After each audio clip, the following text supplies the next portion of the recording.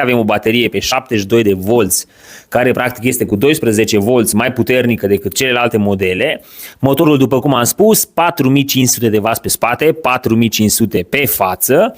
Pot să spun că și frâna este una hidraulică, evident că avem nevoie nu doar de o frână hidraulică, ci una chiar foarte bună. Haideți să vedem un pic cum se frânează această trotinetă.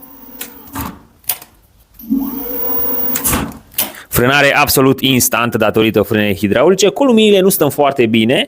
Avem un stop pe spate, într-adevăr, care nu pâlpie în momentul în care apăs frâna, decât foarte puțin. De fapt, pâlpie puțin, dar depinde cât de vizibil în trafic, și o lumină în partea frontală, undeva în partea mai sus, foarte puternică, dar mi-ar fi plăcut să aibă niște lumini mai multe pe lateral. Bineînțeles că se încarcă cu două porturi de încărcare. O să vă spun imediat în cât timp se încarcă, probabil 10-12 ore.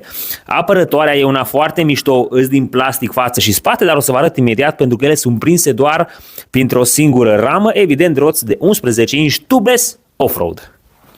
Bineînțeles că nici cu bateria nu stăm deloc rău, avem 72 de volți, după cum spuneam, 40 de amperi și într-adevăr e o baterie foarte bună și solidă. Nu degeaba trotineta are 50 de kg. E o trotinetă destul de grea, noi am mutat-o cu două persoane. Dacă stați la etaje mai înalte, evident nu vă recomand decât dacă aveți lift, chiar și pe câteva trepți s-ar putea să fie greu.